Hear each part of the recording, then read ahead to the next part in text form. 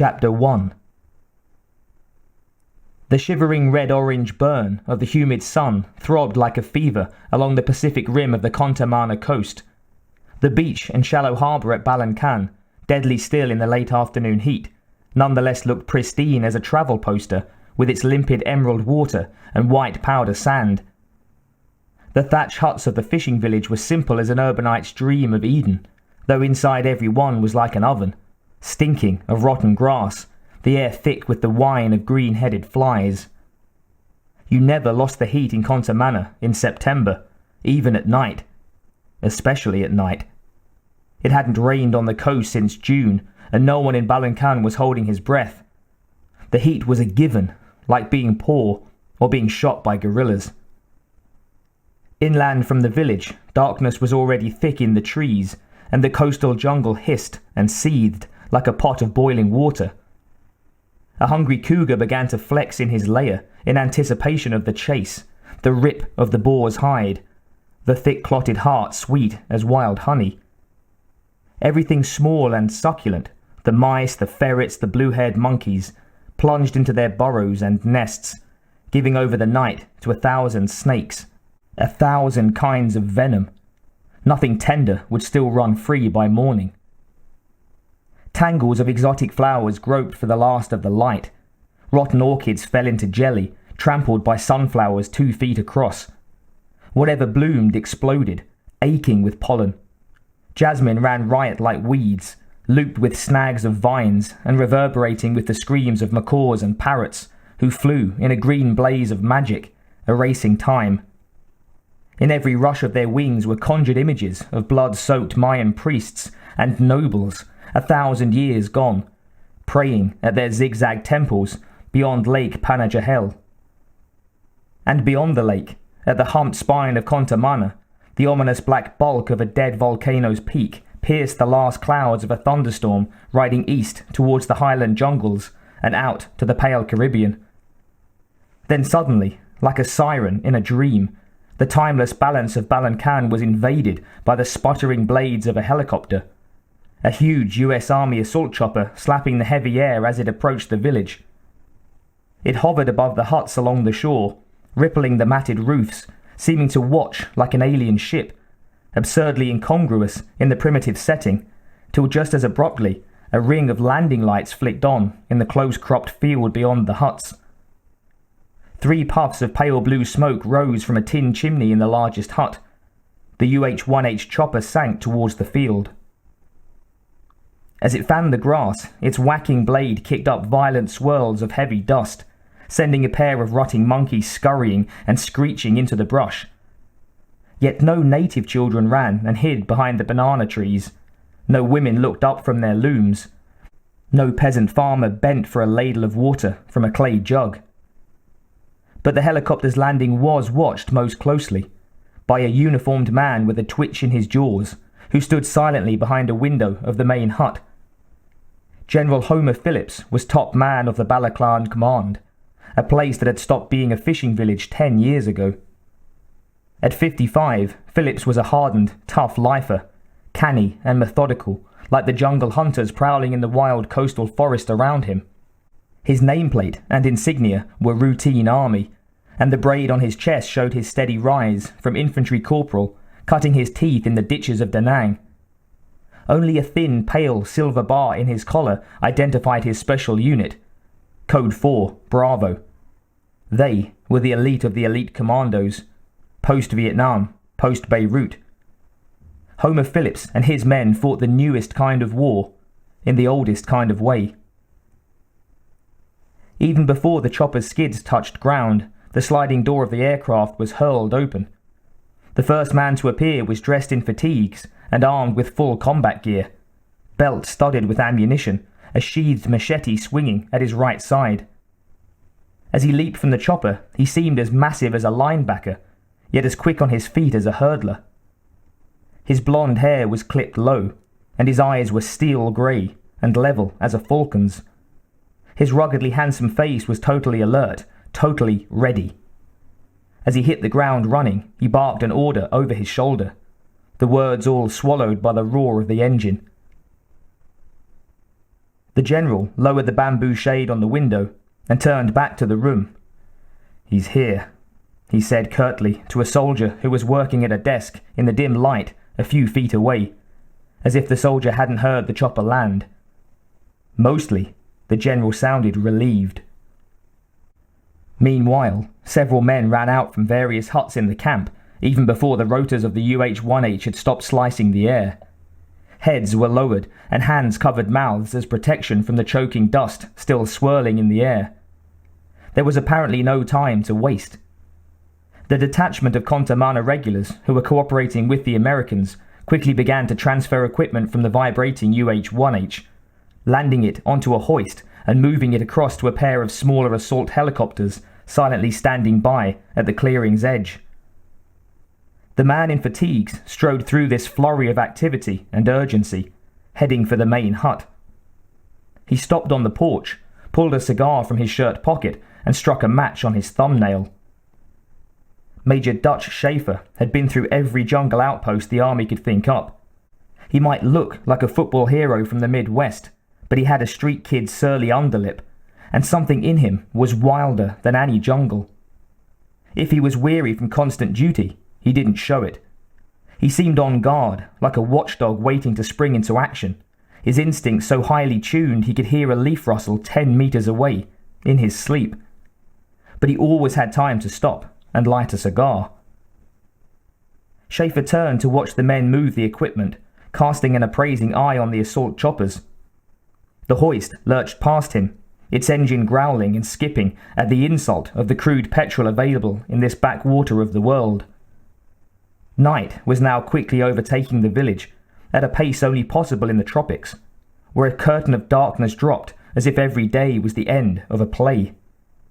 Then, as if a switch had been turned on, the cool night breeze blew in from the harbour and started to give some relief to the overheated village.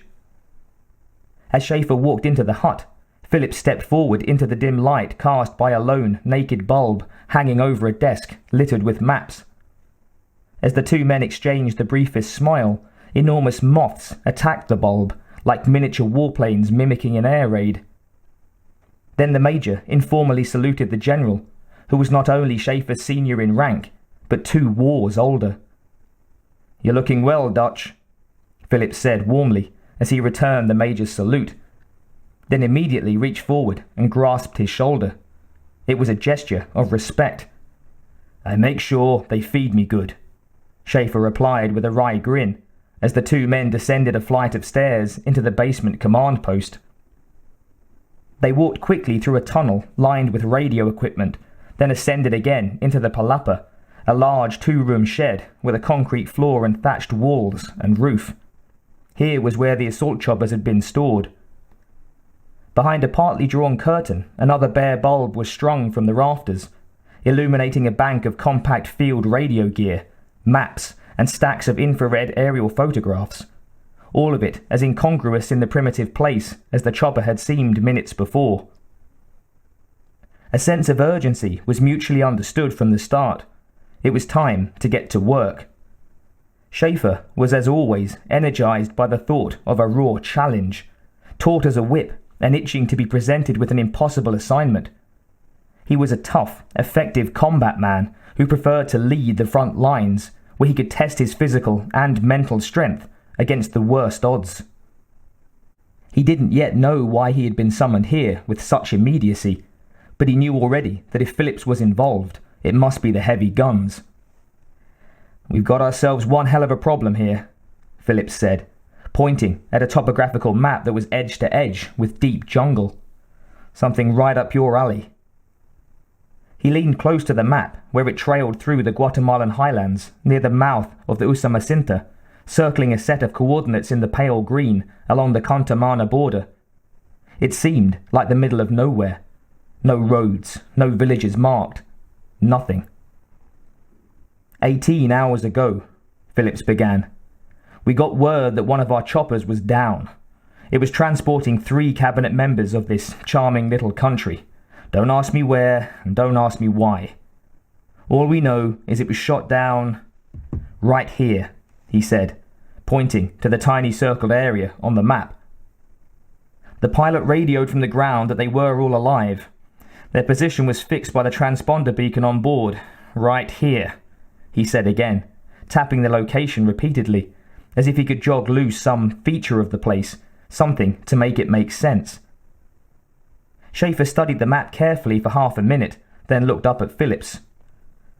"That's over the border, General," he said flatly. Phillips furrowed his brow. "Probable," he said, with a curl of distaste. "Very fucking probable. Apparently, they strayed off course. We're pretty certain they've been scooped up by the guerrillas." Schaefer puffed on his cigar. "What have you got in mind, General?" "We figure we've got less than 24 hours to catch up with them," he replied. "After that, not much hope. They'll realize they don't need them alive. They'll be heroes if they kill 3 politicians. So we want a rescue operation mounted tonight, which doesn't give you shit for time." "What else is new?" Schaefer commented dryly, inhaling on the cigar again. "Rescue 3 scumbag politicians. Make the world safe for democracy. When do we leave?" "You lift off in 3 hours," Phillips answered, looking at his watch. "Oh, and there's one other thing." "Oh yeah? Gee, I can hardly wait," Schaefer chuckled. "One other thing is usually the pipe bomb in my sleeping bag." "Someone else will be going with you," came the response. Schaefer's body tensed imperceptibly, and his eyes narrowed slightly. He stubbed the cigar out in an ashtray. "You know we don't work with outsiders, General," he said tightly. "It's just me and my home team. Think of us like the Celtics." As Schaefer spoke, another man entered the room in time to hear his reply. "Who said anything about outsiders, Dutch?" Schaefer turned. It was Al Dylan, a career intelligence man with whom Schaefer had shared special services duty in Thailand years before. Now in his mid-30s, Dylan had grown up in south-central LA, the only kid of color who'd made it off his block for good. He knew the violent ways of the Coke War streets, where his combat training started as soon as he could walk. Dylan was dressed in new jungle fatigues, with the creases still in them, and holding a sheaf of papers. Although as rugged and hardened-looking as the other soldiers, his bearing and grooming indicated he'd been away from the business of soldiering for a while. In a way, he was the whitest man in the room. He'd obviously traded in his last fatigues for a desk job, and that made Schaefer very, very wary. To Schaefer, a bureaucrat was a lowlife, no matter how high in the chain of command.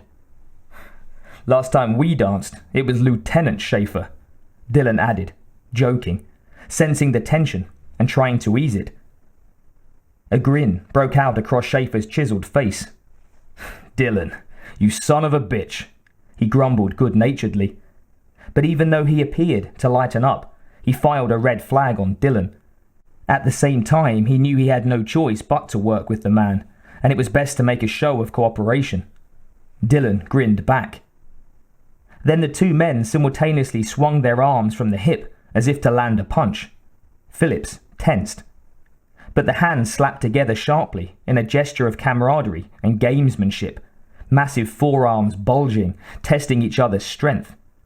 "How you been, Dutch?" Dylan inquired, his smile drawn tight, only inches from Schaefer's face. He was pushing hard, keeping up the pressure, as if to prove his desk duty hadn't softened him. But Schaefer had the edge from the first, and slowly, methodically, taking his sweet time, he forced Dylan's arm down 3 or 4 inches. "You've been sharpening too many pencils, Dylan," said Schaefer, a teasing glint in his eye. Neither man grunted or even breathed hard. "Had enough?" "No way, old buddy," Dylan replied through gritted teeth, still cocky, as if to say he was just getting ready to hit the field. "You never did know when to quit." The 2 arms quivered and strained. Dylan's fell another inch. Then a long moment of stasis as the 2 looked into each other's eyes, each seeming to remember something from the past. Neither blinked. Then they suddenly broke away, as if to call it a draw, Schaefer punching Dylan on the shoulder. "That was some piece of work you guys pulled off in Berlin," said Dylan smoothly, as if there had been no break since the two men had greeted each other. Dylan turned slightly so as to include General Phillips. "Sudanese embassy, 3 weeks ago. They blew the entry points on 3 floors and neutralized 7 terrorists in 10 seconds flat. Terrorists didn't even have time to call in their demands. Never made the fucking news at all." "Like the old days, huh, Dylan?" Schaefer replied, not sorry for the recognition in front of his superior officer. Anything to give him more freedom of movement. "Like the man says, no news is good news." "Yeah. We also heard you passed on that little job in Libya," Dylan added. Schaefer studied the man who'd left his Washington office to return to the jungle, his eyes narrowing again. "Wasn't my style," he explained curtly, as if giving Dylan a brief lesson in protocol. "We're a rescue unit," he smiled. "Like the fucking Red Cross. Besides, you've got all the assassins you need at Langley, don't you?" "So they say." Schaefer turned to the general, who was following them back and forth like a racquetball game, not sure exactly how to break in. "This must be good," Schaefer said. "Big shot from the CIA splits from his panelled walls to come back to the bush. Had to leave his nice little pork chop secretary, probably dicking her on the side. So what's so important?" "Those cabinet members are crucial to our scope of operations in this part of the world," Dylan explained carefully. "How much are you paying them?" asked Schaefer. "Couple of $100,000 a year? They make more than the fucking president, don't they?" Dylan ignored the taunt. He went on gravely. "The point is, they're about to get squeezed. We can't let that happen. I need someone who can get in and get out, quick and quiet. No screw-ups," he emphasized. "I need the best." So I pulled a few strings at state, and here we are. There was a certain edge of a boast in his voice, or was it perhaps a dare? "Go on," Schaefer nodded. Dylan walked to the wall map. "The setup is simple, Dutch," he said. "1-day job. We pick up their trail at the chopper, run them down, grab the hostages, and we bounce back over the border before anyone knows we were there. You've done it 100 times. Nothing out of the ordinary," he stressed. "You and your men can have a nice 3-day weekend after.